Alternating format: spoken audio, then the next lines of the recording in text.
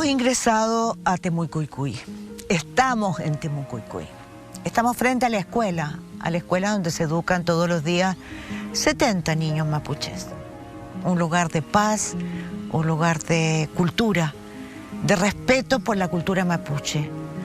Porque si algo les dice a todos ustedes el nombre Temucuycuy y se hizo conocido y quedará para siempre como un hito en la historia reciente nuestra, es porque aquí fue asesinado un joven comunero mapuche, Camilo Catrillanca.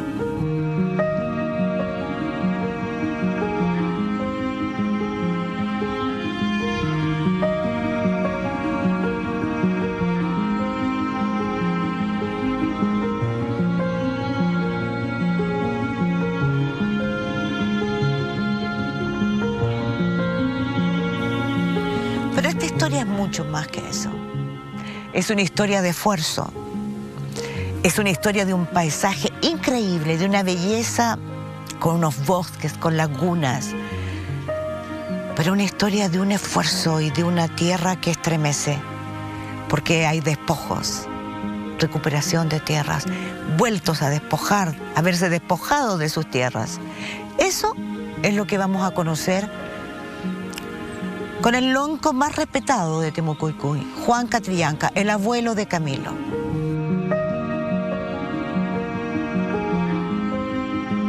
Porque es una historia que no conocemos y él nos va a relatar. La lleva impregnada en su cuerpo, en su retina, así como quedó Camilo. Porque esa historia de recuperación de tierras que no ha terminado en nuestra historia.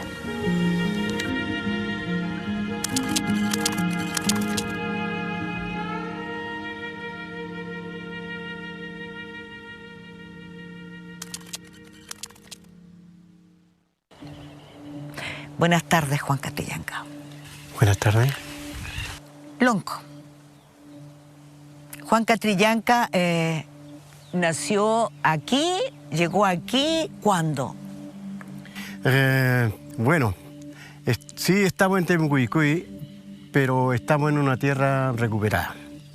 Estos fueron los primeros lugares donde mi papá, Pedro Nahuel Manquel, él encabezó la primera demanda reuniendo a todos los peñes y las launienes de la comunidad. Porque aquí había un particular que ocupaba 2.000 hectáreas. ¿Ya? 2.000 hectáreas. Hectáreas. ¿Quién era ese particular? Él era el llamado Patterson, Carlos Patterson. Carlos Patterson. Sí.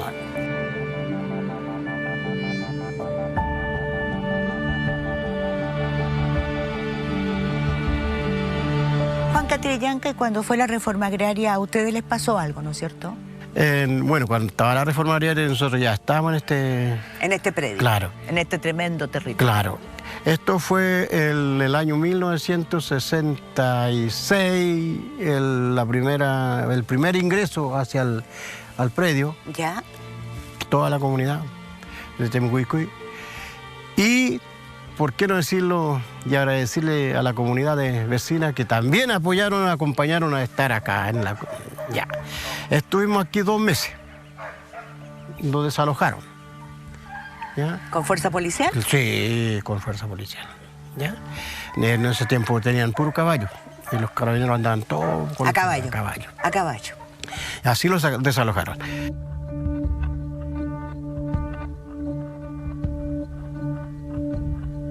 ¿Y el 69 entonces qué pasó? ¿Se hicieron dueños? El 69 lo hicimos dueños, 3 años. Trabajamos, trabajamos en ganadería. INDAP en esos años ya estaba, sí, claro. Claro, funcionando. Entonces... ¿Le hacía asesoría? Lo hizo un huerto, sí, lo hizo un huerto frutal y también de pino. ¿Ya? Nosotros hicimos albaciguera y plantamos ya. Pino. Según eso era plata para... Y así fue de que nosotros, después de toda esa cosa, fuimos desalojados de nuevo, dejamos todos los trabajos hechos aquí en este. ¿Lo desalojaron cuándo? ¿Después del golpe? En el año 73, me parece. Porque 74. 74 lo desalojaron. 74 Sí. Cuando estábamos en dictadura. Claro. ¿Usted asumió la dirigencia en tiempos duros entonces? De niño, me encima, de 13 años. ¿Qué pasó con su papá? Yo no me crié con los padres. Se crió a con mí su me abuelo. alquilaron, los abuelos me alquilaron a mí, a uno particular, tales Benavides, a cuidar ¿Lo la oveja. alquilaron? Sí, a cuidar la oveja, a cuidar los chanchos. ¿Le pagaron a sus abuelos? Kilo de trigo, lo primero. O sea, 1 kilo de trigo para que el niño vaya a cuidar las ovejas. Sí, sí, pero me fui a un fondo lejos de aquí. Y eso se pasaba con otros niños, ¿no? Sí. Porque sí, la gente era muy pobre también. Muy pobre, sí. Y le creía a los ricachones. ¿Y usted es Soy dirigente desde chico? De 13 años. De 13 años, porque yo sabía escribir y no era vergonzoso, parece, porque me fui a un colegio. Eso, lo que hizo el particular, me llevó 2 años a ese colegio. Y aprendió a leer y a escribir. Sí, a leer y a escribir. Y era muy Juan bueno. Catrillanca, usted era muy buen alumno. Eso me dijeron. Y usted, con esos conocimientos bastante precarios, sabe desenvolverse muy bien. Ojalá, pero lo que no soy capaz de... cuando me hablan de leyes, pues ya yo digo, pero mierda, ¿qué tengo que aceptar las leyes cuando ninguno de mi gente, ni líderes políticos mapuche, no participaron? ¿Cómo se formaron una ley? Pero usted la acepta porque usted ha aceptado luchar por la vía pacífica. Sí. O sea, acata la ley. Pero de fondo no. De mi corazón no. ¿Y entonces la acata por qué? Porque esa es la única forma para yo no violentar a mi gente de la noche a la mañana y decirle, oye, pero si aquí hay que radicarse en el predio nomás, pero sin conocer qué punto de esa ley lo puede favorecer. ¿Cuándo recuperó la tierra? No, esto fue en el año 2000. Recuperamos la tierra ya definitivo porque según obedeciendo a la ley del Winca, nosotros, eso con diálogo, ya aquí nosotros estamos dialogando, pero ¿qué esperamos? ¿Hay devolución? ¿No hay devolución? Sí hay devolución, pero tenemos que aquí nosotros esperar que la empresa... Esta es la papelera, ¿no? El Fondo Alaska. Claro, hoy día era, y en esos años... En esos años esto era la papelera. Claro, la empresa Sería largo contar cómo, ¿no es cierto?, este fondo no era de la papelera, pero después del golpe de la dictadura llegó a manos de la papelera. Sí. Y finalmente este gran Fondo Alaska fue vendido. O sea, no es que la papelera se los hayan devuelto a sus dueños ancestrales, sino que la papelera se lo vendió a Conadi. Se lo vendió a Conadi, ¿no? Ese proceso lo tengo. Y la cantidad de dinero es bastante grande. Muy grande. Entonces, ustedes por fin se instalaron en su tierra. Sí. Juan Catrillanca, usted vivió hace poco tiempo la pérdida dolorosa de uno de sus nietos. Oh, eso es lo que... Eso es lo que cuesta hablar, ¿no?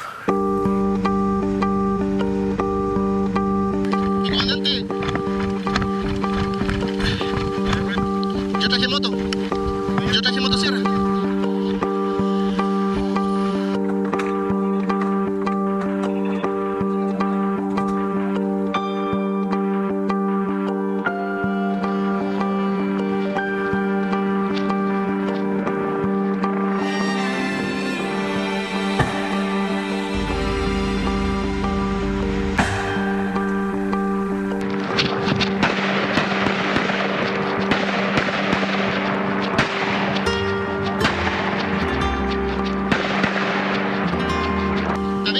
Está vivo. Deja la motosierra al lado y ayuda al teniente.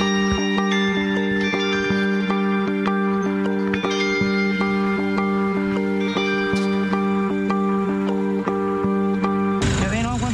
Cruza tus piernas, una arriba otra, ahí te quedo. Mi capitán, ¿a dónde lo subimos? Vamos, vehículo. Ahora, pisa ahí, bueno, voy a subirte y saltar ahí. Vamos.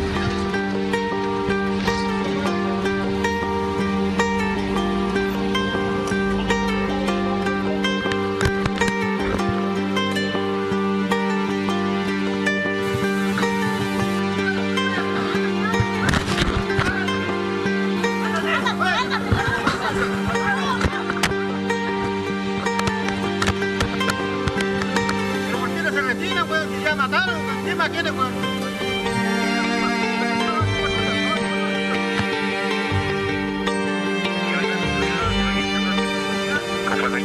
Un ser humano, usted puso una fructura y no me dan. Tiene hijos, niños chicos, ¿por qué se lo hicieron? ¿Por qué lo hicieron? Aquí la comunidad fue siempre muy perseguida por el querer defender el territorio de la comunidad.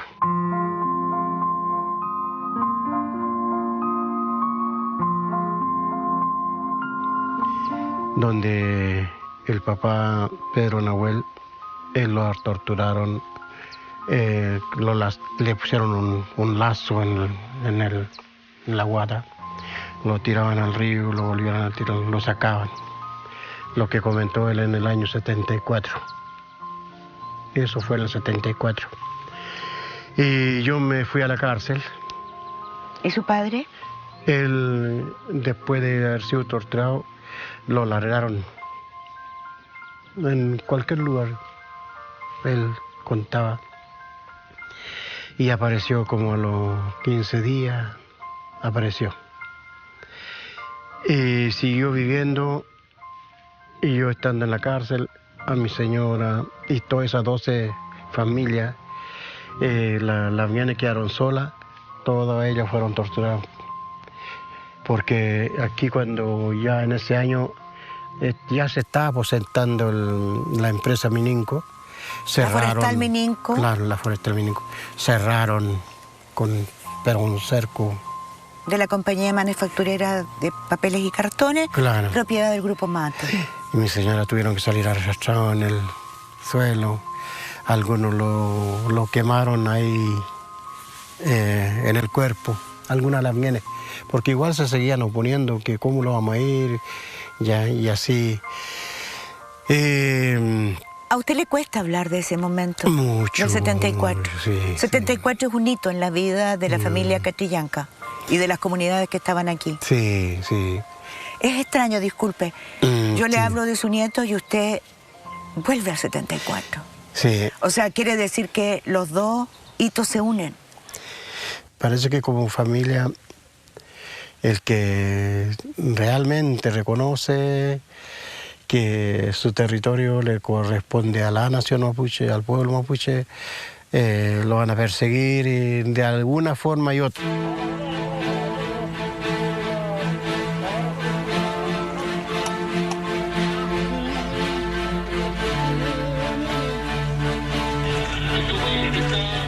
El nieto de andar trabajando En su tractor. en su tractor, claro, según lo que el niño decía, que ellos vieron a los Pacos como iban, pero ellos tampoco se iban a conversar con ellos porque ellos no tenían nada que ver con los Pacos, ni solamente en su trabajo. Ellos iban de vuelta a su casa cuando se encontraron con los Pacos aquí. Con la patrulla. Sí. Y... Con la patrulla, la verdad que era un destacamento. sí, pues fuertemente sí, armado. Sí. Y el hijo dijo, diría como todos decimos, ¿qué saco de conversar con un Paco cuando no tengo nada que conversar con él? Y mejor diría él, me vuelvo y no hablo con ellos. Y así fue el que los Pacos le empezaron a disparar y lo asesinaron.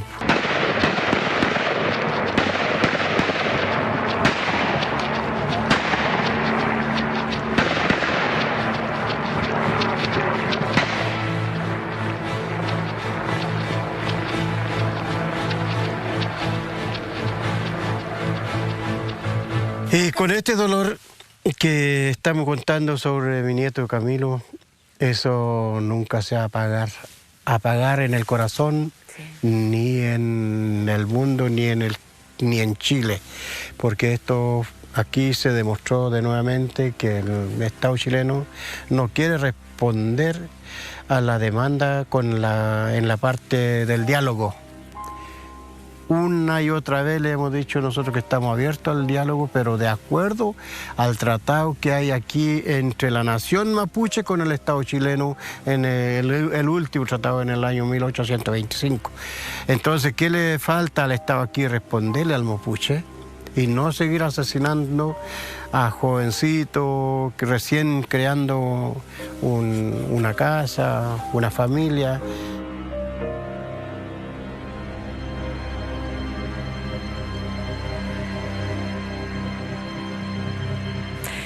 ¿Por qué el asesinato de su nieto no lo hace cambiar su postura histórica, ha sido, de no propiciar la violencia? Yo toda mi vida yo me defendí con el hueño, con la chueca, siempre con la chueca. Pero tampoco hería a un paco, nunca hería a un paco, no le di un chuecazo. Un chuecazo. No le di, pero para esconder su maldad de esos gobernantes, mandan a la violencia a su perraje, podemos decir. No sé si son tan sabios o son tan ignorantes esos jovencitos que se prestan para matar.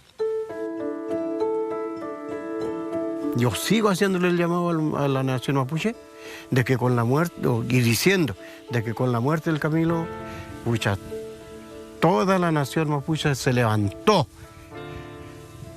Estuvieron viendo el dolor, estuvieron viendo el cuerpo como está Camilo, muerto. Entonces, todos fueron partícipes de ese dolor, de ese asesinato, los mapuches en Chile. Juan Catrillanca, ¿cómo ve usted, que es un lonco, quién lo sucede, quién va a tomar el relevo? ¿Dónde ve el futuro de Temucuicui?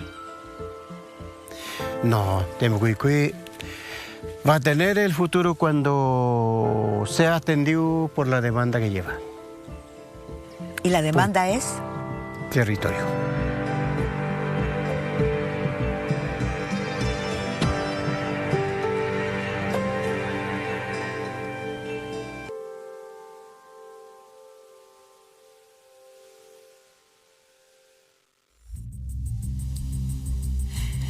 Muy buenas noches, es una nueva edición de Pauta Libre, soy Paula Molina. El reportaje que veíamos se fue preparado en terreno por Mónica González, con la voz, el testimonio, la experiencia y parte de la historia del lonco Juan Catrillanca, que es la historia de todo un pueblo, podríamos decir, y que además nos permite asomarnos un poco más a una cuestión que todavía tenemos que conocer, que no se enseña a cabalidad, que no se enseña en un sitio, en un Chile centralista, que es la historia de nuestros pueblos, sus dolores y esta carga de indignidades, de abuso que se cruza entre generaciones y que de alguna manera la conversación de El Lonco con Mónica González permite visibilizar.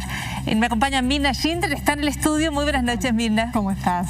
Un gusto también de estar con ustedes y bueno, también nuestra compañera Alejandra Matos. Así es, y el saludo para Alejandra Matos, que nos acompaña, como ya es prácticamente tradición, a la distancia, pero siempre conectada, no solo con el país, sino con el Pauta Libre. ¿Cómo estás, Alejandra? Muy buenas noches. Muy bien, ya me encuentro en Chile, pero todavía estoy en un hotel sanitario esperando pasar la cuarentena. Exactamente, y además en momentos en los cuales la pandemia está golpeando muy, muy duro en Chile. Quiero partir con algunas referencias, algunas de sus reflexiones a la entrevista que hemos visto esta noche. Mirna Schindler, quizás podemos partir con algunos apuntes a esta conversación con el lonco Juan Catrillanca. De todas maneras, mira, en esta entrevista preciosa que hizo nuestra compañera Mónica González, recordemos que él señala algo que quizás para algunos pasó, ¿no? Que es que a él, cuando era niño, lo alquilaron por 1 kilo de trigo.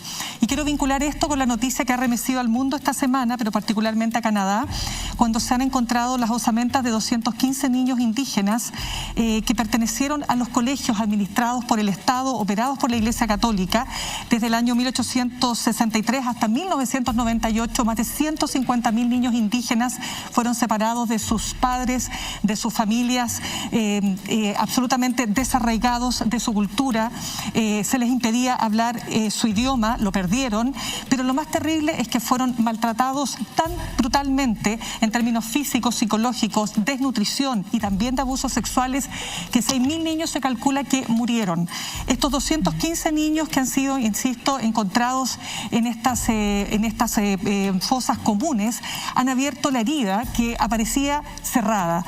Y es la herida, ¿no es cierto?, de un pueblo, y quiero ponerlo en palabras de una de sus sobrevivientes, una mujer indígena canadiense, Geraldine Lee Shin-Woos, que decía que además quedó sorda porque le pegaban tanto en la cabeza que terminó perdiendo la audición. Ella dice en una parte de su entrevista maravillosa que otorgó a la BBC: no hay reconciliación sin verdad. Y esto quiero vincularlo a lo que ha sido también el proceso en nuestro país, que también está vinculado al perdón. Otros en el mundo que han tenido que liderar procesos importantes donde se han encontrado los estados con estas herencias no resueltas, de estos dolores, ¿no?, de estos pueblos originarios que han sido brutalmente despojados, maltratados y violentados en sus derechos humanos. El perdón como factor esencial para partir reconociendo lo que se hizo, despojarlos, insisto, de aquello que les pertenecía. Y en palabras del historiador Fernando Pairicán, historiador nuestro, de nuestro país, cuando él habla en definitiva de lo que está pendiente, de lo que pasó desde el año 1860 en adelante, cuando comienzan a ser ocupados los territorios que originalmente pertenecían, ¿no es cierto?, al pueblo mapuche, se les entrega estos títulos de merced a personas, a los mismos supuestamente dueños, ¿no es cierto?, de esas tierras, y con el tiempo el Estado lo que hace es entregárselas, rematárselas o vendérselas a otros, a chilenos o a extranjeros. ¿Qué dice él? Esto está en la base del conflicto, esto es lo que no se ha logrado resolver.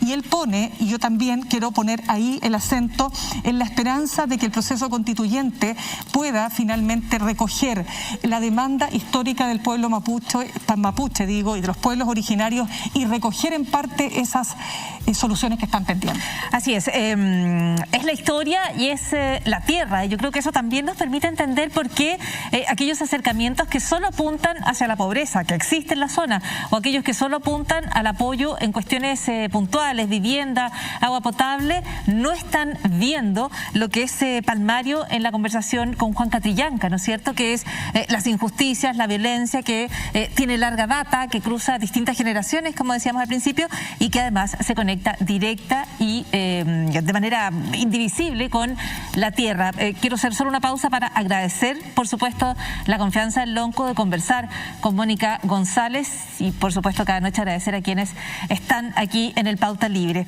Alejandra Matus.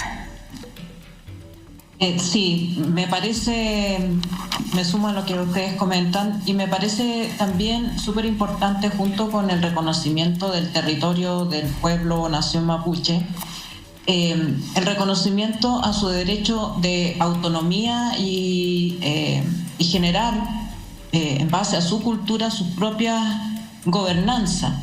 Esto tampoco es algo insólito ni una petición estrambótica, porque, por ejemplo, en Estados Unidos, donde hay reservaciones de los pueblos indígenas muy inferiores, por supuesto, a los territorios que fueron usurpados en la colonización de Estados Unidos, pero en estas reservaciones las comunidades indígenas tienen derecho a generar su propia policía, por ejemplo.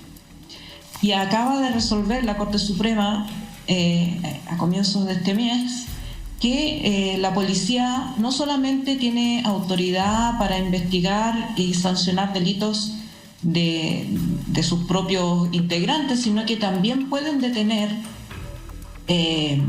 y digamos, buscar, si tienen elementos de comisión de delito, a personas que son ajenas a la comunidad y que pueden estar de paso o pueden haber llegado a ella, y los tienen todo el derecho a retenerlas y detenerlas hasta entregarlo a una autoridad competente. Creo que ese tipo de fórmulas también evitaría la violencia racial de la que ha sido víctima el pueblo mapuche desde el Estado de Chile a través del uso de la policía. Son experiencias que vale la pena ver. Yo creo que Alejandra Matus es un excelente punto. Reconocer que no somos el único país que enfrenta la necesidad de resolver injusticias de siglos, como decía Violeta Parra, que hay experiencia comparada hacia la cual mirar, que es necesario tener esta comprensión más amplia de los fenómenos que pasa por escuchar las voces, escuchar los testimonios desde el territorio y, por supuesto, observar allí donde ha habido dolores similares, donde ha habido situaciones similares, qué es aquello que se puede quizás incorporar también en nuestras conversaciones. Y, por supuesto, la recomendación siempre a leer historiadores mapuche como Fernando Pairicán, José Bengoa y otros tantos. Hay muchísimo que aprender y es tan poco lo que se nos ha enseñado respecto al pueblo mapuche. Estamos en Pauta Libre y vamos a tener más trabajo en terreno de Mónica González desde Temucuicui, que es un nombre que está permanentemente en las noticias, que está permanentemente en la información, pero del cual todavía sabemos poco. Mónica González se adentra y conversa además con el huarquén Mijael Carbone respecto a cómo es el funcionamiento de esa comunidad. Es parte de lo que tenemos después de esta primera pausa en Pauta Libre. Muchísimas gracias por estar junto a nosotras. Estamos con Mijael Carbone Queipul. Uno, a ver, con los jóvenes que uno hable en esta zona, es uno de los jóvenes referentes de la lucha del pueblo mapuche en este territorio. Bueno, y es el huarquén de la comunidad Temucuicui, donde era uno de los a la que pertenecía Camilo Catrillanca.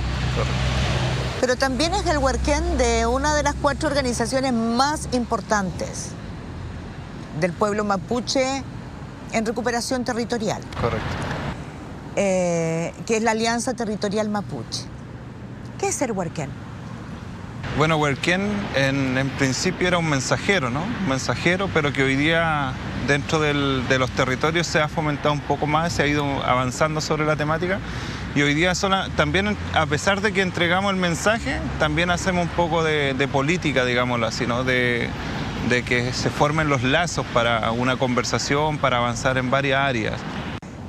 La organización de la que tú eres huarquén, de una de las dos, la Alianza Territorial Mapuche, es muy interesante porque tiene una vía que es de la recuperación de territorios por la vía pacífica, pero de resistencia a la desocupación. O sea, ustedes ocupan sin armas, pero se resisten al desalojo.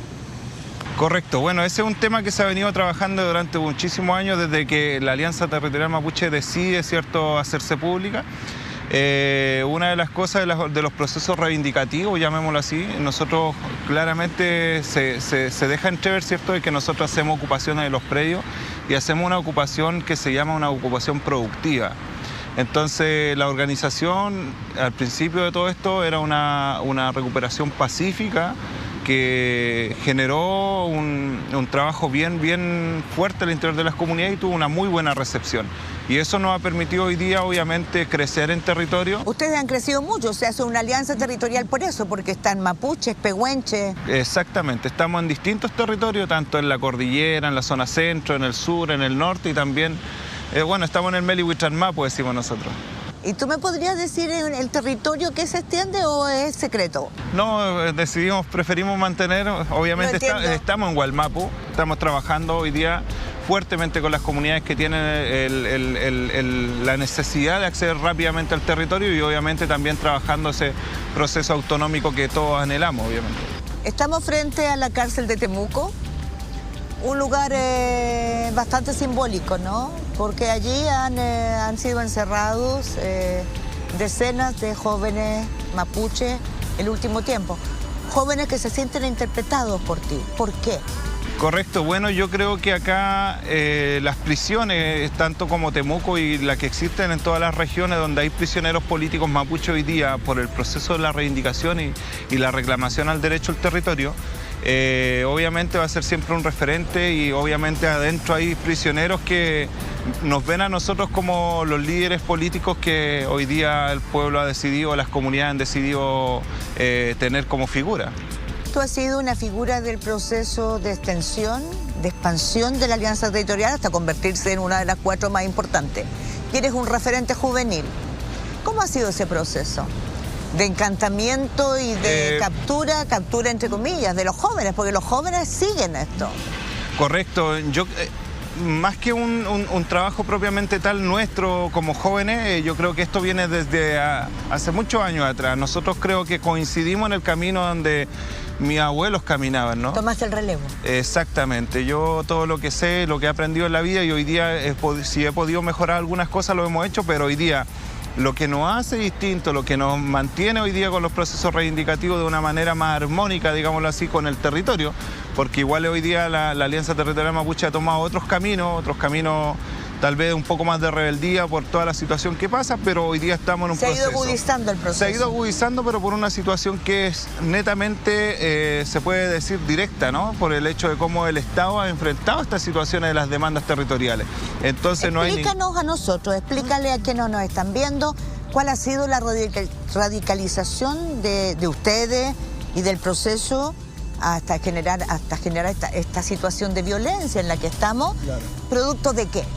Según la visión de ustedes. Producto del territorio. Hoy día nosotros vemos, por ejemplo, sería mucho tal vez volver a la pacificación de la Araucanía, si nosotros solamente volvemos hoy día a lo que fue por dictadura, ¿cierto? Lo que es antes de la dictadura, después de la dictadura, y las pérdidas de territorios que todavía no se cuentan, todavía no se enumeran, ¿cierto? De lo que hemos perdido nosotros como mapuche.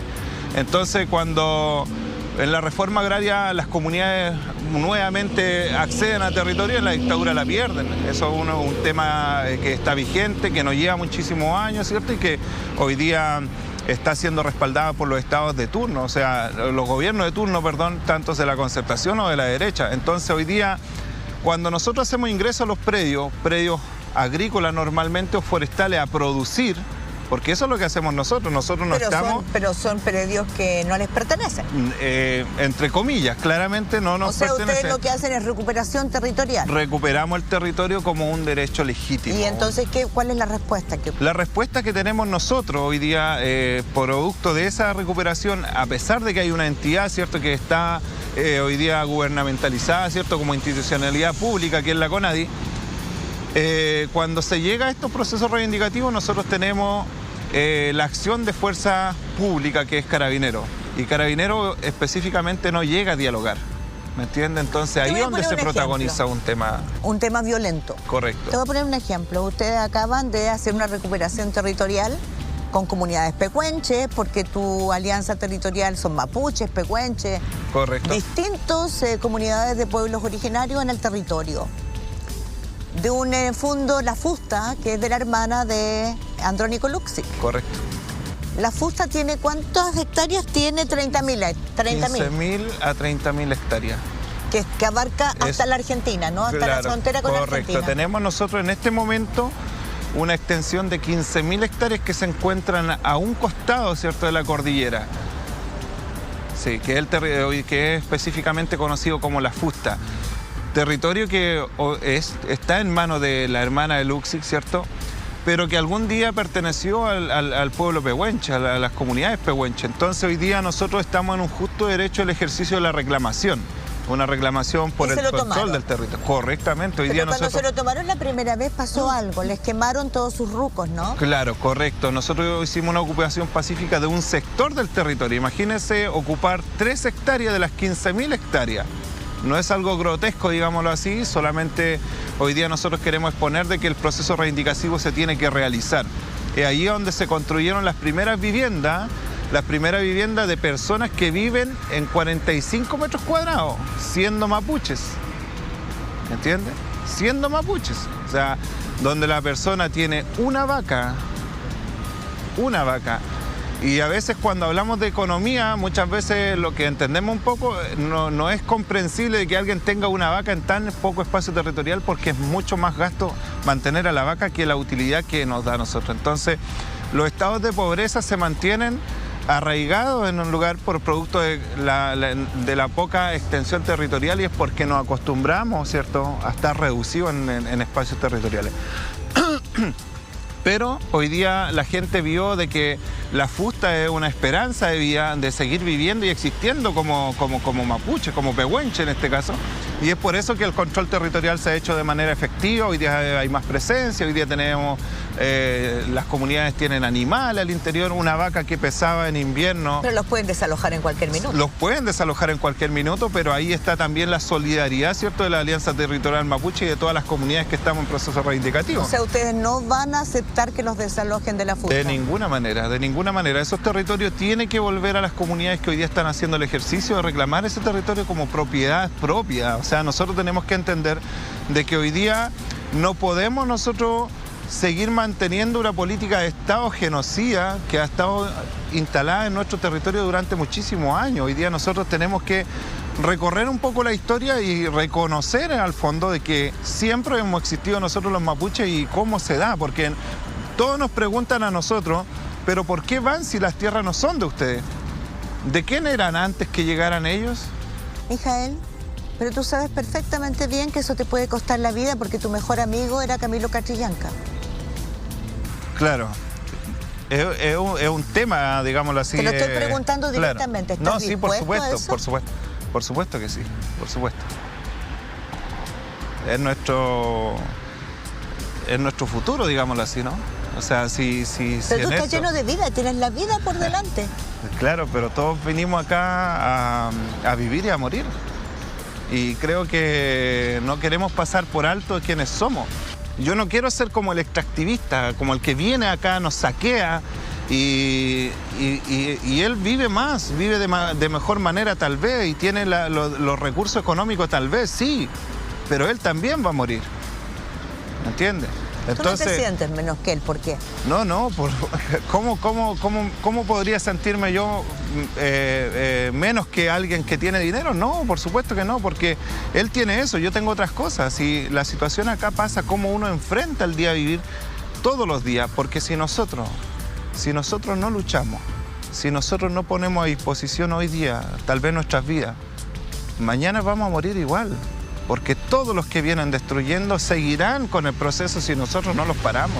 Nosotros con Camilo éramos muy, muy cercanos. Camilo no solamente era mi amigo, Camilo era amigo de la comunidad entera y de toda su gente mapuche. Él va a seguir siendo especial siempre para nosotros. Es un peñi que logró mucho y va a seguir logrando porque creo que a pesar de que él ha caído hoy día, para nosotros sigue vivo. Pero no sigue vivo en la excusa de tenerlo como una figura. Él sigue vivo para nosotros por sus ideales, por su conducta, por su forma de ser, por lo que hacía. ¿Me entienden? No, para nosotros siempre va a seguir siendo un referente. Ahí está. La entrevista de Mónica González con el Berquén de Temecuycuy y vemos cómo se puede observar desde el testimonio, pero también desde la práctica, desde una mirada política respecto a lo que está ocurriendo en la Araucanía, más claves para comprender una realidad que al Estado chileno, a Chile, se le ha escapado de manera permanente y constante, ¿no? Más allá del trabajo que se hace en términos de ir contando cuáles son los incidentes que evidentemente, y se puede observar, se han ido repitiendo, reiterando, ganando intensidad durante los últimos años, es necesario dar una pausa y escuchar a las voces que son protagonistas en estas noticias, que no son solo los hechos que se van repitiendo, sino que van conformando un panorama que trabajos como el que ha hecho Mónica González y el equipo Pauta Libre en Terreno aspira a ser parte de esa comprensión mayor. Yo quiero inmediatamente darle la voz a, por supuesto, a mis compañeras aquí de panel, pero apuntar a un artículo en CIPER con una investigación realizada, entre otros, por el investigador Juan Pablo Luna, que apunta y permite observar cómo las demandas por recuperación de tierras mapuche son las mismas hace décadas, son las mismas desde la colonia, y que la riqueza de esas tierras, riqueza no solo en su capacidad productiva, riqueza no solo en su posibilidad económica, sino que la riqueza de su conexión con el pueblo mapuche es incluso prehispánica, y son esos los mismos territorios en los cuales hoy podemos observar estas demandas. Es un artículo y una investigación con el Instituto Milenio de Fundamentos de los Datos que dejo recomendada porque permite ir comprendiendo mejor, ir aportando en este trabajo de comprender mejor la situación con el pueblo mapuche. Alejandra Matus. Yo creo que afortunadamente estamos en un proceso constituyente y esta materia va a ser seguramente uno de los asuntos centrales a discutir en la nueva constitución, reconocer a los pueblos originarios no solo un reconocimiento simbólico, verbal, sino reconocer su derecho a practicar su cultura, su lengua y a vivir en sus territorios. Qué magnitud de territorio se les va a reconocer y cómo se va a hacer seguramente que materia de la política posteriormente, pero es muy necesario partir reconociendo que somos un país donde habitan múltiples pueblos y creo que ese gesto que se puede dar desde el primer día en la Convención Constitucional podría cambiar las cosas en el futuro. Estas son realidades que se viven en Chile, ya lo decíamos, en el mundo entero. Mirna, estamos a las puertas de conocer el resultado de la elección en Perú, ¿no es cierto? Donde en este momento la diferencia entre Pedro Castillo y Keiko Fujimori, según el radioprogramas del Perú, es de pocas décimas, ¿no es cierto? 6 décimas en el último conteo de votos a favor de Keiko Fujimori. No se puede todavía apuntar a quién ha ganado la elección, pero hay cuestiones... Perdón, creo que esas diferencias no son de conteo de votos, sino que de encuestas a salida de urna. Claro, a boca de urna. Entonces yo lo tomaría con mucha precaución porque ya hemos visto los problemas que generan estas encuestas y que también generan expectativas respecto a los resultados que luego no se cumplen. Así que... sí, por eso apuntaba con mucha precisión. No se puede decir quién ha ganado todavía la elección, pero es un excelente punto, Alema. Si no es conteo, no es por conteo. Ese resultado no es conteo. Queda hecha la aclaración. No es conteo, son 6 décimas de diferencia en estos sondeos que pueden ser engañosos y en lo concreto no hay todavía una persona que haya ganado la elección presidencial en Perú. Ahora, claro, el punto tiene que ver con que estas son demandas, dolores que se arrastran y que se explican en toda la región. Claro, lo que pasa es que tomando las palabras justamente de Mijael Carbone, ¿no? Cuando hablamos de conflictos que no se resuelven en el tiempo, que se van acumulando, que se van convirtiendo en una verdadera olla a presión. Lo vivió nuestro país con el estallido social. El estallido no es la reacción de un grupo de personas que sigue un partido y que sigue una voz, no, es la acumulación de energía y fuerza que revienta en un momento determinado. Lo propio ha pasado en la región de la Araucanía o la macrozona sur. Son conflictos que se han ido agudizando, donde también ha habido radicalización, precisamente por la falta de la capacidad del Estado de resolver el problema político que hay en esa zona. Pero volviendo a lo que tú me planteas, ¿qué es lo que está pasando en Perú? Es lo mismo. O sea, en Perú hoy día tú tienes 2 candidatos que están en las antípodas, que tienen proyectos de sociedad, de país, completamente antagónicos, y tú tienes hoy día un candidato como Pedro Castillo, que viene además del mundo rural. Nuevamente la separación, ¿no es cierto?, entre la ciudad, entre el resto del país, ¿no? Y además de un país en que el 55% de los peruanos se siente perdedor respecto del modelo económico dominante. Entonces, frente a una situación que se califica por los analistas como incierta respecto de qué va a pasar si es que efectivamente se impone Pedro Castillo en cuanto a la economía, él habla incluso de una economía popular de mercado, con ideas como de un Estado interventor, con nacionalización, etcétera. Muchos planteamientos que obedecen probablemente a un estilo clásico de marxismo-leninismo, pero todo eso está por verse, porque tampoco se sabe muy bien cómo eso se va a plasmar. Pero incluso frente a esa incertidumbre, los peruanos dicen, preferimos eso a lo que nos han dado hasta ahora. Keiko Fujimori representa justamente ese hasta ahora, además marcada ella fundamentalmente por las acusaciones de corrupción gravísimas, ¿no? Y también con la herencia de su padre, un hombre que no solo fue un dictador, sino que violó gravísimamente los derechos humanos. Entonces lo pongo como relevante porque también lo que están viviendo los peruanos es un proceso también de fragmentación política. Hay que atender ahí qué es lo que está pasando, con un descreimiento de la población respecto de sus instituciones, de los partidos, y donde también el factor del miedo y del mal menor está hoy día en juego. Vamos a ver qué fue lo que en las urnas, cuando tengamos ya finalmente el resultado, qué es lo que se impuso.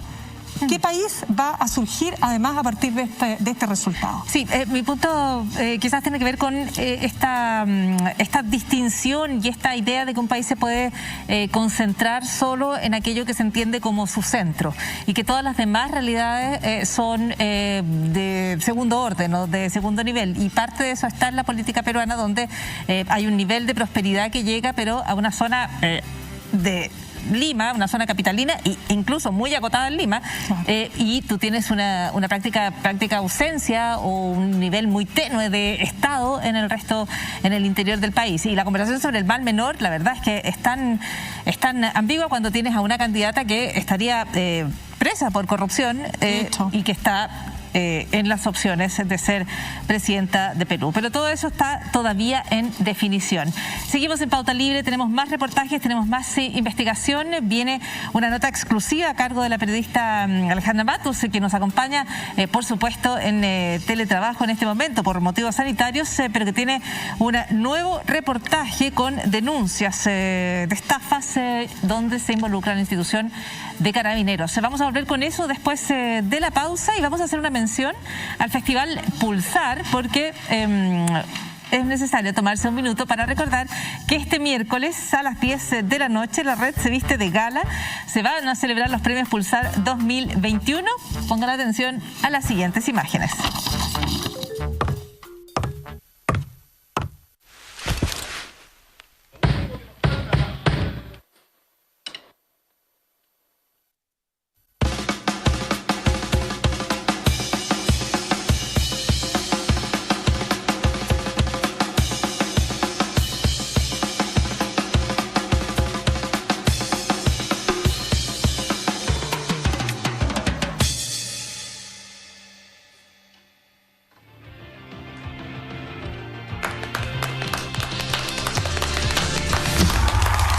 Mientras hay aplausos, habrá música.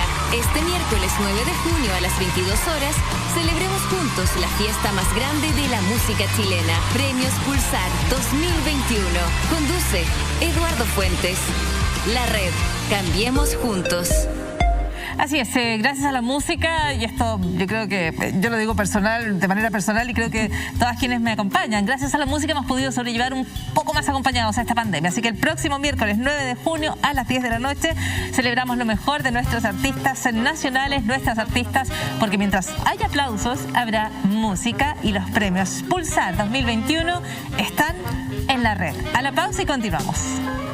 Noches nos encontramos con dos testigos protegidos de una investigación en la Fiscalía de la Zona Occidente, donde el fiscal Eduardo Baeza está indagando una multimillonaria operación de estafa institucionalizada en la que participan carabineros, altos oficiales de esa institución y otras autoridades, como nos vamos a enterar en esta entrevista.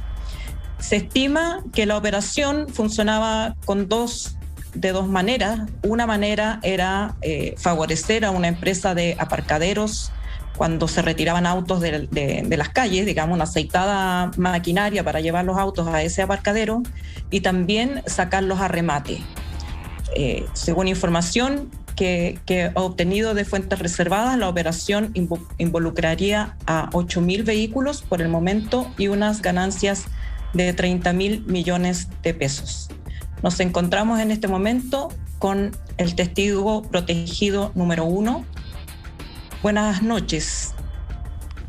Buenas noches. Le quería preguntar cuál es su conocimiento de esta organización y qué es lo que usted sabe de lo que se hacía. Bueno, inicialmente esto comienza por el retiro de los vehículos en la calle, que se dio, fue una escala esto. Ahí de a poco esto fue creciendo, se fueron dejando actores fuera de esto que trabajaban en otro tipo de aparcadero y nos fuimos dando cuenta que había una exclusividad por parte de Carabineros para trabajar con una sola empresa, y esta empresa era ACN. Inicialmente creíamos que era Carabineros, el de la calle, el que recibía la coima en este punto, pero al andar del tiempo nos fuimos dando cuenta que habían jefes, unidades, que habían, por ejemplo, departamentos de motoristas que llegaban siempre, en los mismos lugares se reunían y empezaban a sacar vehículos. Y curiosamente las grúas de ACN estaban siempre a disposición, ahí a segundos de cuando retiraban los vehículos. Y poco a poco nos fuimos dando cuenta que esto siguió más arriba hasta llegar a los altos mandos de Carabineros, que de no haber sido así, hubiese sido imposible que esta empresa hubiese obtenido todas las ganancias que ha tenido y la cantidad de vehículos que ha sacado, porque de hecho abrieron aparcaderos en casi todo Chile con la ayuda de uniformados en este asunto. Hasta donde tengo entendido, la investigación judicial que está en curso involucra solo un aparcadero o algunos aparcaderos de la región metropolitana. Según su conocimiento, ¿este sistema funcionaba en todo el país, en distintos aparcaderos de la misma empresa? Sí, tenemos entendido que sí, pero inicialmente el fuerte, lo grande, se inició aquí. Sabemos que abrieron sucursales en Rancagua, en Calera, creo que están en Iquique, en Concepción. Bueno, y en Santiago, en la región metropolitana, ¿cuántos aparcaderos había? Tienen uno, que inicialmente ellos empezaron a funcionar el 2015 aquí. Empezaron a funcionar después de que le clausuraron 3 aparcaderos que en distintas comunas.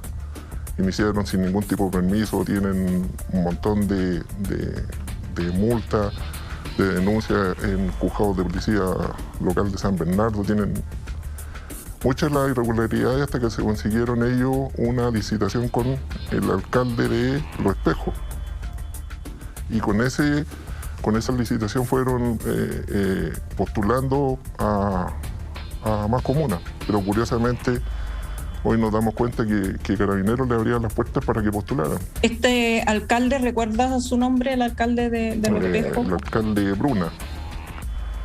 Porque nosotros hicimos algunas consultas por transparencia a esta municipalidad y ellos siempre negaron.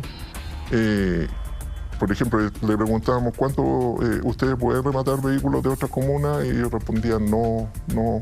¿Reciben algún dinero por concepto de remate? No. Pero sin embargo, al tiempo, en el 2017-18, sacaron un decreto donde sí podían rematar, pero con ese decreto este aparcadero remató todos los vehículos de la región metropolitana y esa es la estafa que tienen de 8.000 vehículos, porque para rematar vehículos, cada municipalidad de donde se retira el vehículo tiene que emitir un decreto único.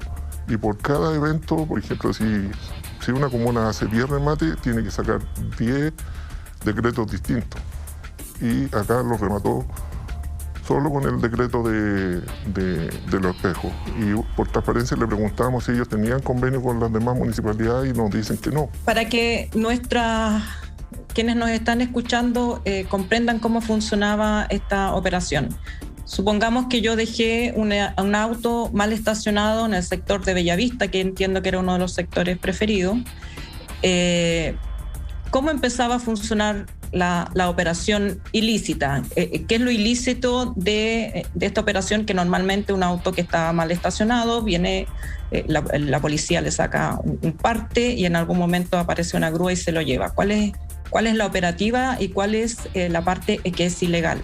Es que depende de la comuna. Esto, mire, en el 2008 se firmó un documento donde se realizó un aparcadero gigante, que es el aparcadero metropolitano, que hizo convenio con 21 municipalidades.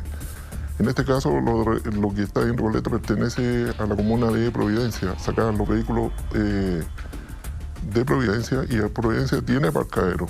Pero, por ejemplo, si lo hubiesen sacado en la estación central, el vehículo debería, obviamente después de haber sido multado por alguna infracción, debería haber sido enviado al aparcadero que tiene el cual tiene autorización o convenio o contrato con la Municipalidad de Estación Central. En este caso se vería adherido al aparcadero metropolitano, pero sin embargo Carabineros, que es donde se inicia esta colusión que tienen, se lo llevaban al aparcadero Custodias Nacionales. ¿Y ese aparcadero dónde estaba? Custodias Nacionales tiene inicial en San Bernardo, en La Vara con Jorge Alessandri, tienen la casa central y tienen una bodega un poco más hacia arriba en otra dirección. Pero pertenece al mismo aparcadero.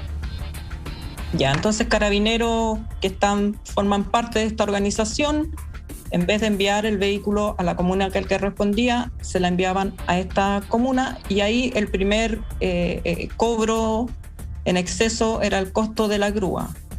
Luego, me imagino, por cada día que el auto permanece ahí, este es un costo que tiene que pagar la persona que es propietaria del vehículo. ¿Qué pasaba ahí en adelante? Mire, primero que nada, el vehículo, si era retirado en una de las comunas que tienen convenio con el aparcadero metropolitano de las 21, que en algún momento fueron 28, se sumaron 6 comunas más hace 2 años, las cuales terminaron el contrato en diciembre del año 2020. Ellos tenían tarifa única. Aproximadamente en el inicio eran 55.000, 58.000 pesos por la grúa y día de custodia alrededor de 4.000 y tantos pesos. Y en este otro aparcadero, la grúa hay un montón de documentos, un montón de boletas que ellos cobraban 90, 100.000 pesos, 120.000 pesos por el traslado y hoy creo que están cobrando hasta 10.000 pesos por día de custodia, siendo que hay un informe de Contraloría General de la República que le informa a Carabineros dónde deben enviar los vehículos. Se les da creo que son 2 meses o 6 meses para que el alto mando de Carabineros le informe a todas las unidades que los vehículos retirados en las comunas que están en convenio con el metropolitano sean derivados ahí. Y si no es así, eso va en una directa afectación de las arcas fiscales. ¿Por qué? Porque ese aparcadero metropolitano está subvencionado por el Estado. O sea, si en un inicio, por así decirlo, le dar un ejemplo, cuando se inició esto, el aparcadero entraban 10 vehículos y cubrían 1 millón de pesos, los otros 99 millones los cubría el Estado, y así sucesivamente esto debería haber ido creciendo. O sea, si entraban 50 y se cubrían 50 millones, los otros 50 los ponía el Estado. Y hoy en día... Mientras más vehículos entraban, menos ponía el Estado. Claro, menos plata ponía el Estado. Y resulta que ese aparcadero hoy está lleno y el Estado sigue pagando, sigue subvencionando a ese vehículo. Y de eso el Estado, la estimación que por los vehículos que tienen y por los montos que cobran, han retirado con la primera empresa que tenía, que ACN, tenían una razón social, retiraron aproximadamente 130.000 autos. Si usted saca un promedio de 250.000 pesos por auto, le da un promedio, los 30.000 millones de pesos, que gran parte de eso debería estar en la arca del Estado.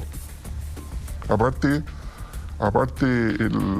las municipalidades, porque todo contrato que tienen con municipalidades, ellos postulaban a la municipalidad con un 15% de derecho a la municipalidad por concepto de custodia y un 15, un 20% de remate, los cuales hoy en día por transparencia queda acreditado que nunca entregaron esos dineros en la gran mayoría de municipalidades, y en municipalidades que la Contraloría también les prohibía tener un doble contrato, por así decirlo. De hecho, el Ministerio de Obras Públicas aquí tiene harto que ver porque no fiscalizó este asunto a pesar de las denuncias que se le hicieron. Vamos a ir a las autoridades en un segundo, pero para terminar el proceso de la persona, que en el fondo las víctimas de esto, uno es el Estado, como dice usted, que subvencionaba más de la cuenta, y por otro lado, los propietarios de los autos, ¿cómo hacían para sacar los autos a remate? ¿Sabían los dueños? ¿Era legal o también había ilícito en la parte de los remates? De hecho, para rematar los vehículos, ellos siempre contrataron al mismo martillero, apellido Marambio. Este martillero le hizo remates con nombres falsos, llamaban a remate, hacían publicaciones con aparcaderos que nunca habían hecho y eran vehículos que eran aportados por este aparcadero. Y a pesar, el mismo martillero tiene clausuras, tiene denuncias en la Municipalidad de San Bernardo desde su inicio y tiene multas que pagó por realizar remates no autorizados y lo hacían en la comuna de San Bernardo. Dentro del informe de Contraloría le informa que cada municipalidad que pertenezca al aparcadero metropolitano no puede en sus dependencias, en su territorio, realizar remate o hacer acopio de vehículos. Y a la gente no tengo conocimiento que le haya llegado una carta diciendo que su vehículo iba a llegar a remate. Y por lo tanto ya es trucho del momento que no tiene no tiene un decreto de cada municipalidad. Si el vehículo, por ejemplo, era de Estación Central y era llevado a este aparcadero, debería haber tenido un decreto de Estación Central. Si era de Recoleta, debería haber tenido un decreto de Recoleta. Aquí las municipalidades tienen un notable abandono de deberes, todas las municipalidades que no se preocuparon de esto, a pesar de las denuncias y las preguntas por transparencia que se le han hecho.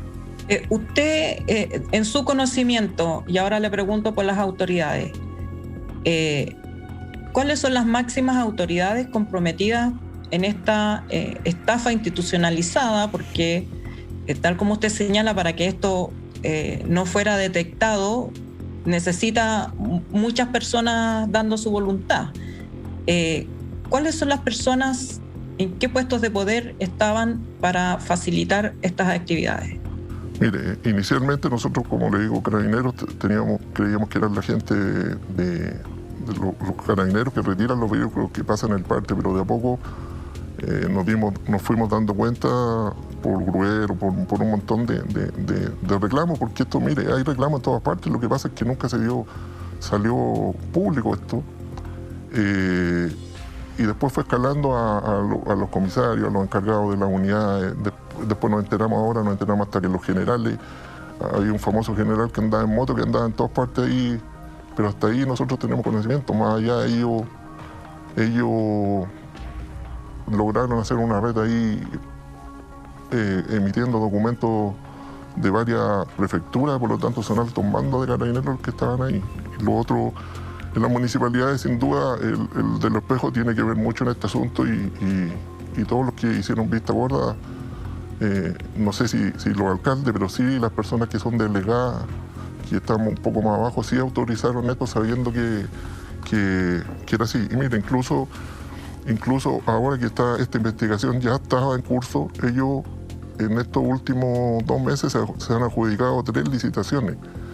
En Huechuraba, curiosamente, el alcalde de ahí pertenece a la Asociación de Municipalidades, se le entregaron estas denuncias, se le entregó lo que estaba pasando con ellos, y igual le entregaron la licitación a ellos. O sea, obviamente, bueno, a ver, está Macul también entregó entregó ahora último Maipú. Maipú hoy en día tiene una licitación que está arriba y no ha sido entregada. Pero curiosamente en Maipú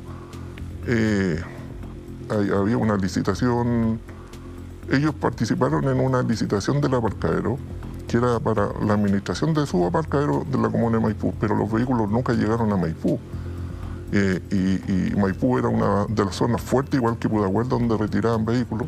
Maipú, hoy en día uno pregunta cuántos vehículos han retirado, por transparencia, cuántos vehículos han retirado, y le responden que han retirado 60 vehículos en 3 años, 4 años, diciendo que retiran 40, 25 autos diarios. O sea, todas las municipalidades que trabajan con ellos, que no deberían haber trabajado, porque ahí todas las municipalidades que estaban con el aparcadero metropolitano ninguno de esos vehículos debió haber llegado a este aparcadero.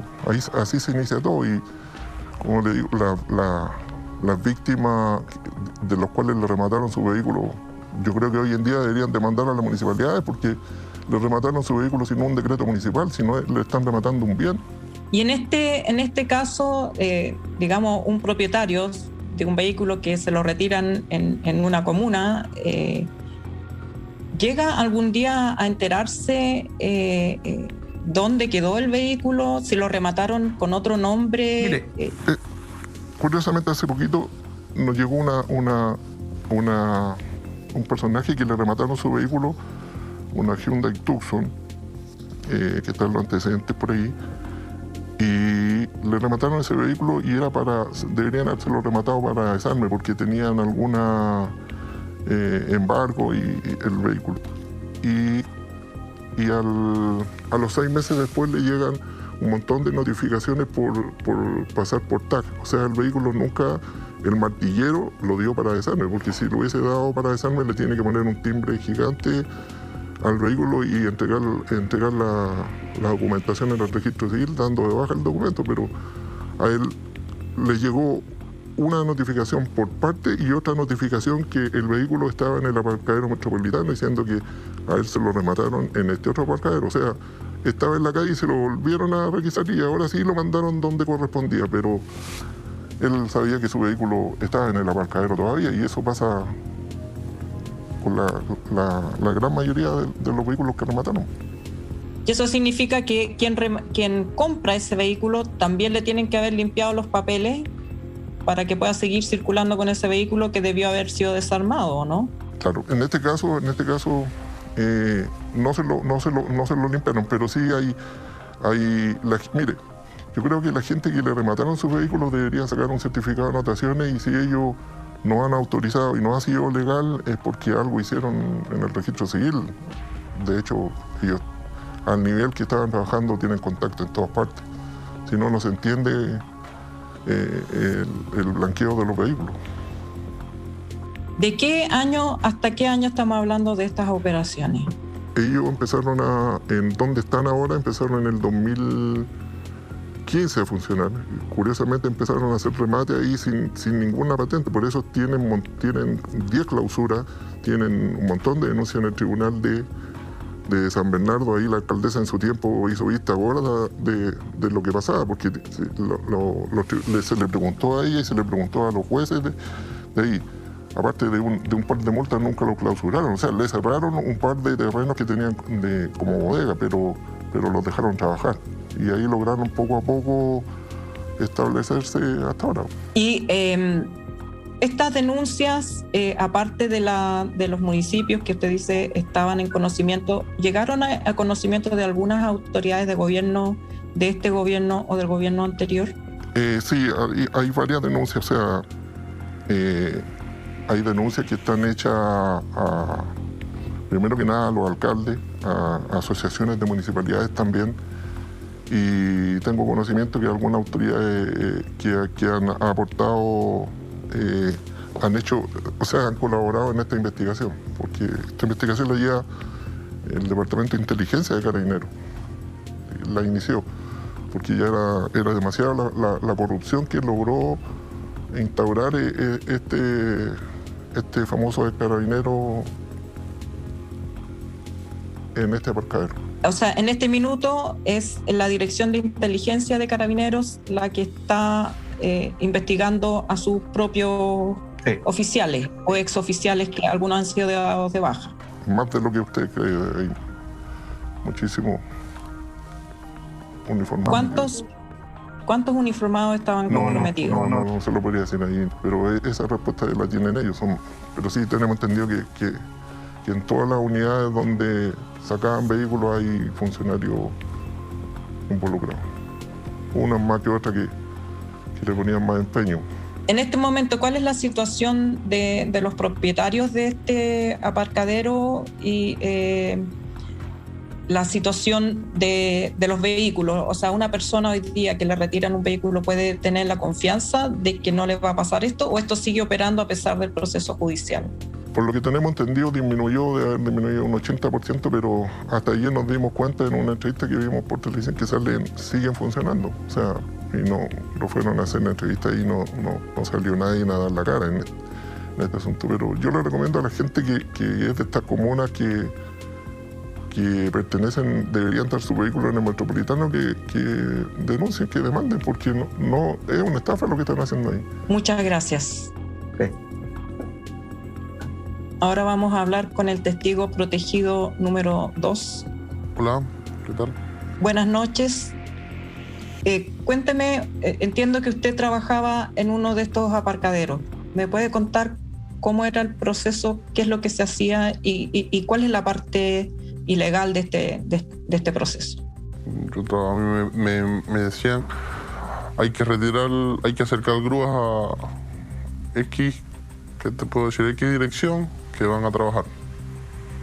Ya, perfecto, nos acercamos, esperamos solamente el llamado en este caso era de mi jefe o de la persona que llamaba, de la central, por decirlo así. Había que acercar grúa, obviamente ya ellos sabían qué funcionario va a estar tal funcionario, va a estar esperándote y van a sacar autito. Ya, perfecto. Acercaba al lugar y esperaba el llamado. Ya listo, acércate que hay 2 autos.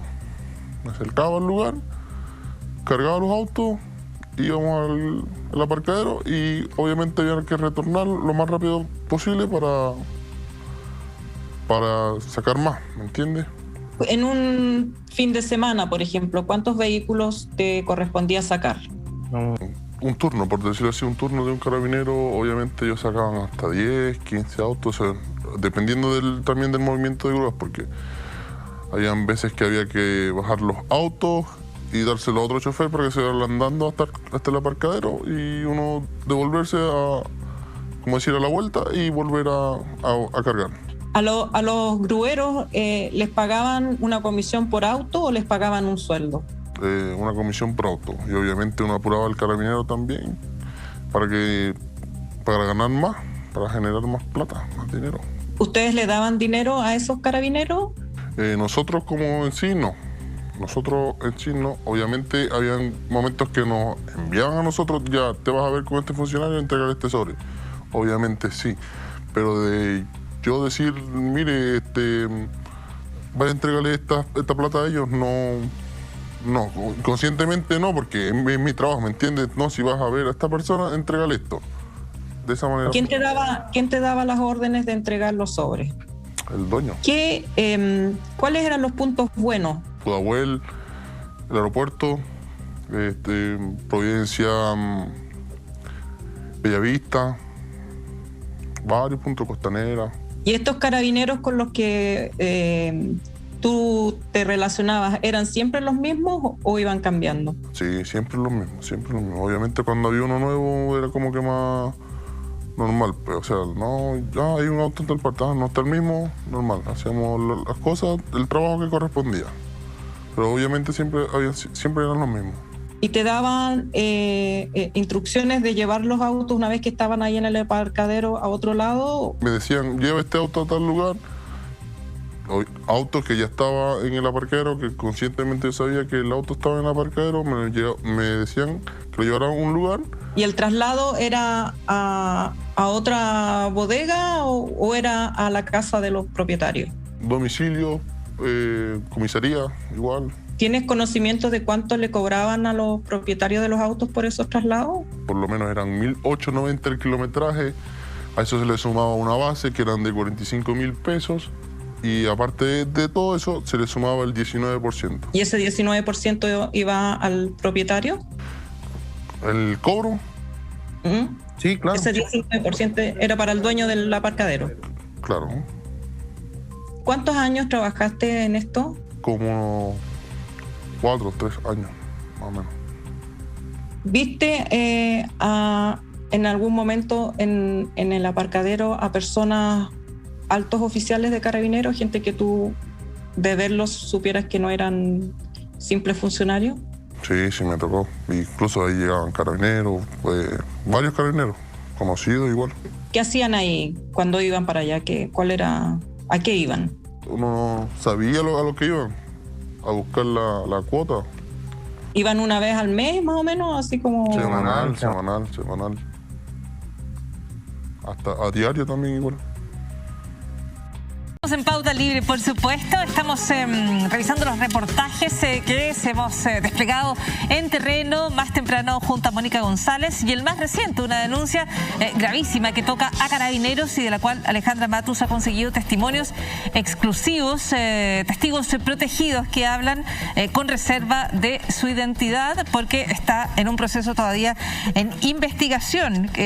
Las indagaciones las está llevando adelante el fiscal Eduardo Baeza, pero lo que hay aquí en la investigación es una estafa multimillonaria, y de acuerdo a los testimonios que recabó Alejandra Matus, habría también participación de altos oficiales de Carabineros. Alejandra, yo creo que la primera pregunta, por lo menos de mi parte, es saber si hay antecedentes respecto a colaboración que haya entregado Carabineros en esta investigación, tratándose de una materia donde hay tantos aspectos de la fe pública allí cuestionados en medio de estas denuncias y de esta investigación de la Fiscalía.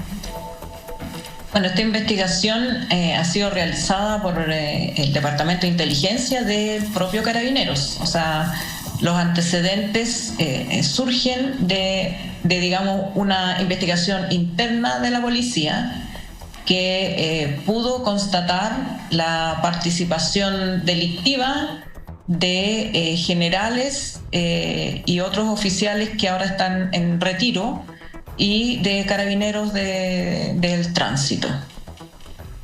O sea, esto surge desde la DINE, desde la propia Dirección de Inteligencia. Sí, interesante, Alejandra, porque lo que ha ocurrido en distintos hechos de corrupción en Carabineros, partiendo por el Paco Gate, por cierto, el más resonante, el más importante por la cantidad de oficiales que hubo involucrados y por el monto, es precisamente que fallaron los controles internos. Entonces, quisiera preguntarte cómo surge esto. O sea, esto surge, como tú señalas, de una investigación. Carabineros detecta... No, Carabineros toma conocimiento de una denuncia que venía presentando hace harto tiempo personas particulares y que llevaron las denuncias en varias instancias hasta que llegó a inteligencia de Carabineros, y ahí se tomaron por primera vez en serio, por orden por supuesto de la Fiscalía, que ordenó, por ejemplo, interceptar teléfonos, y así pudieron saber cómo operaba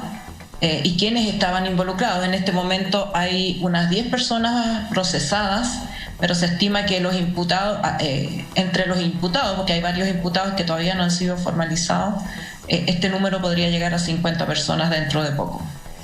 Alejandra, aquí en el trabajo que tú haces y en la divulgación de estas declaraciones que son tan importantes, lo que sorprende es las distintas instituciones involucradas, porque aquí hay municipios, un martillero, se trata de una serie de coordinaciones entre personas de distintas áreas relacionadas con estos aparcaderos y estos servicios de grúas, y que eventualmente se van beneficiando de todo este proceso que es altamente irregular. A mí me llama mucho la atención, sobre todo en el contexto de elecciones. Es imposible no recordar que estamos ante cambios municipales bien importantes, municipios que cambian de signo, municipios que cambian de liderazgos, y yo creo que está muy presente la necesidad de detener la corrupción también al nivel municipal, ¿no es cierto?, que es donde desde tan cerca se resuelven los problemas de las personas, ¿no es cierto? El municipio es de alguna manera la primera puerta que van a tocar los vecinos. El involucramiento en cuestiones de corrupción resulta, yo creo que aún más lesiva, si es que se puede decir así. Sí, yo creo que por un lado sorprende la indefensión en la cual están los particulares, y ya me voy a referir a la cantidad de cosas que se hacían para retirar los autos más rápido de lo que debía suceder, pero también que es una organización criminal que está muy aceitada. El fiscal en su informe da a conocer que se hacían reuniones en hoteles del Barrio Alto, donde los principales involucrados hacían una exposición de este, entre comillas, negocio a carabineros o oficiales de carabineros para invitarlos a participar y ofreciéndoles pagos, por supuesto. Incluso dejaban sus tarjetas de presentación en las comisarías, recorrían las comisarías, hacían un reclutamiento activo de funcionarios para aumentar el número de vehículos incautados y, por supuesto, las ganancias de la empresa ACN. También es sorprendente que este aparcadero pudiera existir porque su dueño, Williamson, estuvo procesado por lavado de dinero del narcotráfico. O sea, la cantidad de instituciones o de organismos que pueden seguir funcionando a pesar de haber sido sancionados por distintos delitos es impresionante también. El propio Martillero tenía varias órdenes de clausura y sin embargo pudo dictar remates de vehículos sin tener ni siquiera un reproche. Entonces aquí es cuando uno echa de menos equipos especializados judiciales que tengan dientes y muelas para poder tomarlos a todos, digamos, porque aquí lamentablemente no es un funcionario de rango menor que recibe una coima al pasar, digamos, y que es fácil resolver por la vía de sacarlo de la institución. Estas son órdenes, decretos electrónicos que se emitían desde la misma dirección de Carabineros, ordenando a la policía, por ejemplo, que cuando una persona es detenida, por ejemplo, manejando en estado de ebriedad, el procedimiento antiguo era que tenía que llamarse a algún otro chofer, amigo, pariente, que fuera a retirar el vehículo y a conducirlo porque la persona está en estado de ebriedad y por lo tanto no puede conducir. Ese procedimiento se cambió por la incautación del vehículo y se cambió con una orden electrónica de Carabineros de una persona que participa en esta organización, con el argumento de que se destinan demasiadas horas de los funcionarios a esperar que llegue ese otro chofer. Entonces, en función del buen uso de los recursos humanos de Carabineros, es mejor que el vehículo se incaute inmediatamente. Y así, lo que antes era un procedimiento en que una persona puede ser multada por ir conduciendo en estado de ebriedad, terminó concluyendo en la incautación inmediata del vehículo. Y muchas veces esa persona después no pudo recuperar el vehículo porque el vehículo fue rematado. También se supone que a la hora de rematar los vehículos tienen que ir a ser desarmados, digamos, no pueden volver a circular. Y sin embargo, son varios los propietarios de vehículos que dan cuenta de que su vehículo, habiendo sido rematado, después se dan cuenta que sigue circulando porque pasó por un TAC, porque les llegó un parte, porque de alguna manera se enteraron que ese vehículo sigue existiendo. Sin embargo, no tienen ninguna herramienta para reclamarlo. También se dispuso entre estas órdenes que los vehículos, por ejemplo, un vehículo con encargo de robo no puede estar en una comisaría más de 24 horas. Y si la persona que fue víctima de ese robo no lo reclama en ese plazo, entonces va inmediatamente al aparcadero. Y yo me pregunto cuántas personas realmente fueron notificadas de que su auto robado había sido encontrado y estaba o en la comisaría o en el aparcadero. Entonces hay una máquina destinada a llevar los vehículos y luego a disponer de ellos sin conocimiento de sus dueños. Sí, Alejandra, hay varios imputados, por cierto, pero hay un personaje que juega un rol bien importante, que fue comandante, hoy día están dados de baja todos ellos, ¿no? Marco Meneses Vergara, que además fue jefe de gabinete entre los años 2019 y 2020 de la Secretaría General de Carabineros, y en esta condición, este cargo, ¿no es cierto?, le permitía, un cargo súper clave, emitir emitir las órdenes a las distintas unidades, ¿no es cierto?, para aumentar el retiro de vehículos, favoreciendo a esta empresa, ACN. Y esto es súper importante porque Carabineros, en vez de estar preocupados de lo esencial, que era combatir el delito, de perseguir, las acciones delictuales, quiero decir, estaba preocupado de retirar autos porque eso era el negocio. Y eso lo dicen también tus entrevistados, ¿no es así, Alejandra? Claro, esas órdenes de las cuales te estoy hablando yo, esto de retirar los vehículos en 24 horas, los vehículos que se habían encontrado con orden porque habían sido robados, o de quitarle inmediatamente el vehículo a una persona que es sorprendida manejando en estado de ebriedad.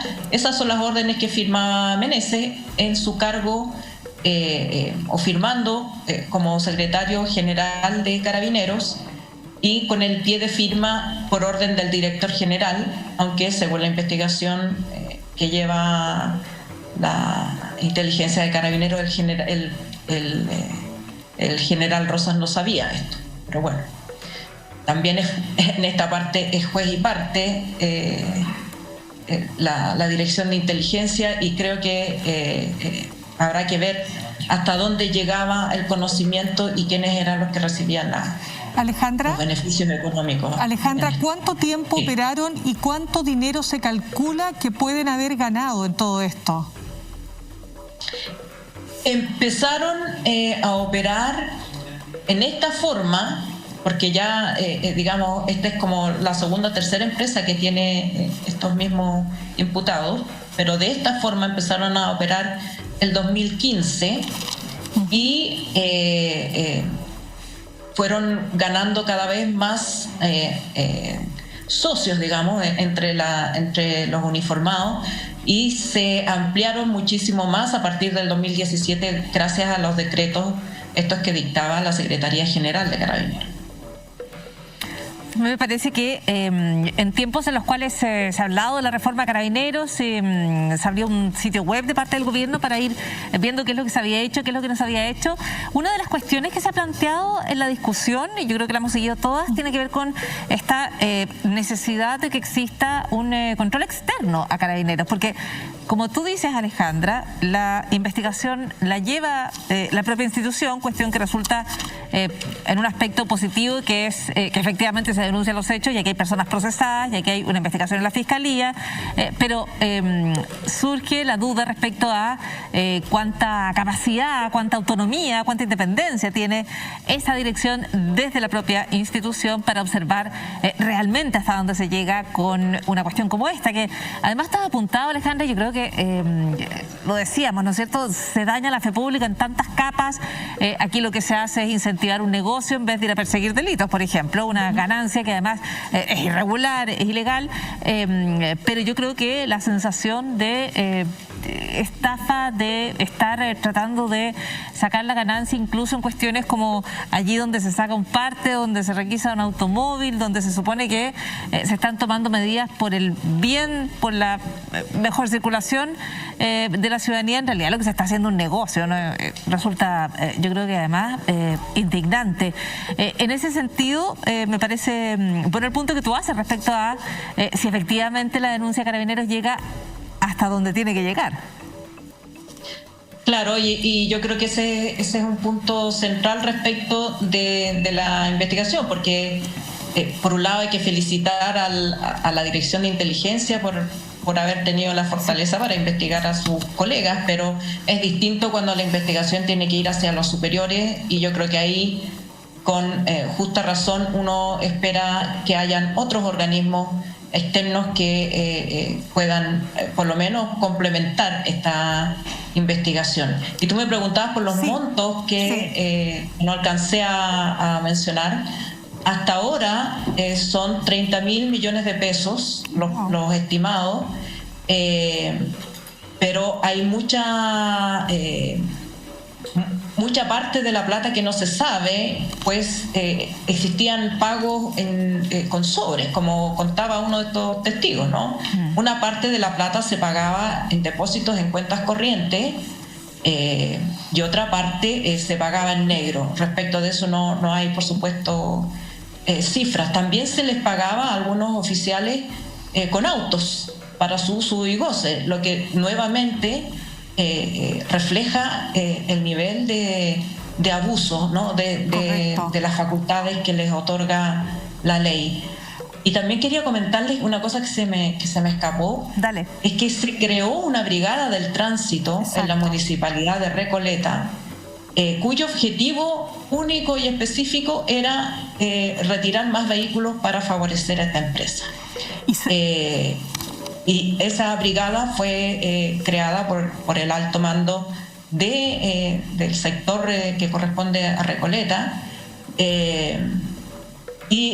porque uno de los sectores más lucrativos para retirar autos era precisamente el sector de Bellavista.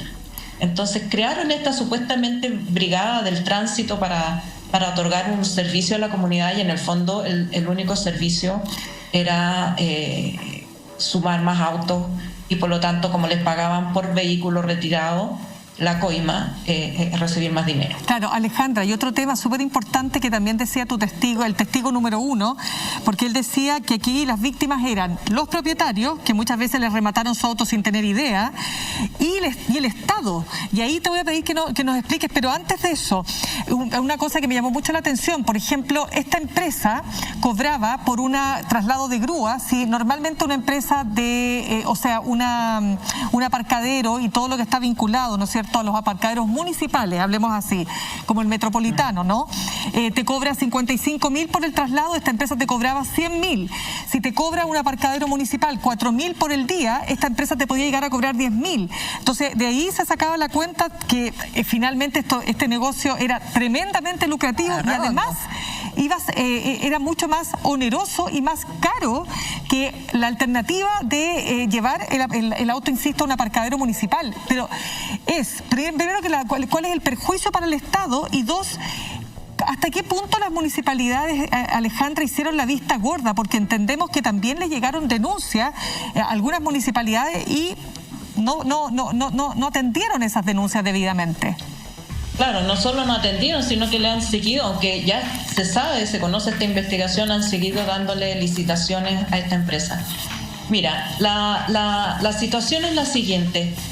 En algún momento, en 2012 por ahí me parece, se creó el aparcadero regional metropolitano, con la idea de crear un servicio que permitiera estacionar todos los vehículos que se retiran de las distintas comunas y que se licitaran en conjunto por el máximo número de comunas, básicamente para ahorrar infraestructura y no que cada municipalidad tuviera que generar estos espacios, administración, en fin.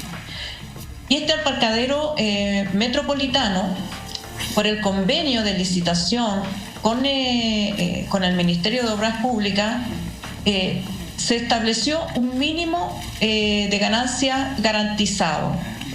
Una especie como lo que sucede con el Transantiago, que si el bus va vacío, igual el Estado se pone, porque si no, las empresas no están dispuestas a otorgar el servicio. Bueno, 21 municipalidades hicieron convenio con el aparcadero metropolitano, y una parte de lo que denuncia este testigo protegido es que cuando se supone que el Estado financia o subsidia cuando no hay vehículos, pero cuando hay vehículos, esas ganancias tienen que ir, depositarse en el Estado. Claro. Lo mismo respecto de los aparcaderos municipales, etcétera. Pero no sucede. No se reintegran esos fondos al fisco. Y por eso el fisco está perdiendo.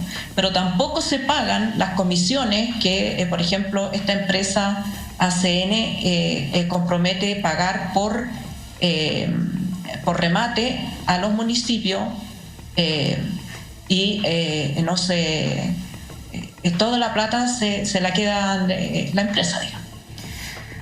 Ale, quería preguntarte respecto a entonces cuál es la participación, si hay alguna, o de qué manera participan y qué municipios en esta situación, porque hablamos de que los municipios siguen visitando. Como les decía, está este aparcadero regional metropolitano, que supuestamente los autos tendrían que ir ahí. Pero gracias a estas normativas internas de Carabineros, estas que dictó este secretario, decía si el aparcadero regional metropolitano no retira el vehículo en 15 minutos, entonces opera el segundo con que las municipalidades tengan convenio. Y muchas municipalidades, y aquí entra la duda de cómo obtuvieron estos convenios, muchas municipalidades de la región metropolitana tienen este convenio subsidiario, digamos, en segunda instancia, con ACN, que es la empresa investigada. Entonces, Carabineros fiscaliza un auto, determina que se lo tiene que llevar, espera 15 minutos que venga la grúa que corresponde al convenio oficial, no llega, lo manda al aparcadero de San Bernardo, que es este que está bajo investigación. Además de esto, hay municipalidades que tienen contrato exclusivo con ellos, que no se sumaron al aparcadero metropolitano. Y esas son San Bernardo, Calera de Tango, Isla de Maipo, y no me acuerdo, pero son como las comunas de ese sector. Y ahora se sumó Huechuraba y ¿cuál es la otra que mencionó el testigo? Hay una mención a Lo Espejo. Lo Espejo es una de las principales. Lo Espejo y Macul se sumó, Huechuraba, Macul y Maipú tiene la licitación pendiente. Entonces, ¿qué ha pasado? Que los Carabineros, aunque tienen que usar primero supuestamente el aparcadero metropolitano, en la práctica dicen no llegó la grúa, lo mandamos a esto otro. Tampoco hay constancia de que efectivamente hicieran el intento de llevarlo al aparcadero que corresponde, ni que esperaran la grúa, digamos. Tienen ese mandato para protegerse, decir, bueno, esperé 15 minutos, pero tampoco hay bitácora de que se llamó, de que la respuesta fue no hay espacio, no, claro. Nada de eso. No, perdona, en Santiago en 15 minutos no llegas a ninguna parte, te digo al tiro, o sea, la espera va en el rango absurdo. Claro, entre que habla con el chofer y le pide los documentos, ya pasaron los 15 minutos. Sale del estacionamiento a buscar el auto, ya no alcanzó el auto. Realmente no, Alejandra, solamente como para ir también haciendo una recapitulación de todo esto, porque se repiten los patrones en todos estos actos de corrupción, ¿no? Uno dice, ¿en qué minuto estas personas están dispuestas a arriesgarlo todo? Estoy pensando en los Carabineros, yo estoy pensando no aquel que está dedicado a la mafia y que viene de ese mundo, no, yo estoy pensando en ese policía que se corrompe y que pierde todo. Estoy hablando de altos oficiales, además, porque incluso tus entrevistados decían que creían que al principio eran los Carabineros que estaban en la calle y no eran ellos los que recibían la coima, sino que esto estaba mucho ellos más... Ellos también, pero claro, la cadena era mucho más larga. La cadena era mucho más, pero lo que te quiero preguntar es lo siguiente, hay detalles que entiendo que tienen que ver con interceptaciones de los mensajes, telefónicas, es decir, porque en alguna parte alguien comete un error y esto se termina sabiendo, ¿verdad? Aparte que llegan estas denuncias. ¿Qué fue lo que pasa? ¿Qué fue lo que ocurrió, digamos, que finalmente logran llegar al corazón de la corrupción de este caso, ¿no? Bueno, yo creo que la desfachatez, digamos, porque había mucha huella de esta actividad y como en todo, digamos, siempre hay... cuando hay muchos testigos de lo que está ocurriendo, hay alguien que tiene algún incentivo para revelarlo. Incentivo como sinónimo de motivación, no como incentivo económico, por supuesto. Claro.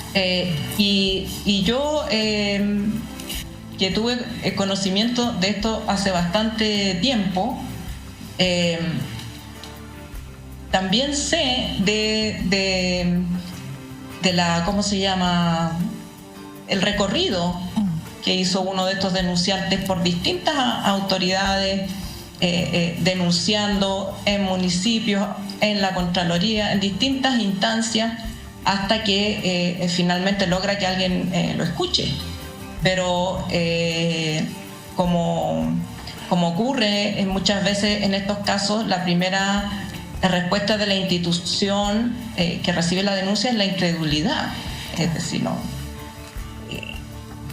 no puede estar pasando esto. Entonces no se atienden las denuncias. Y yo creo que lamentablemente ya estamos curados de espanto con las cosas que se pueden hacer.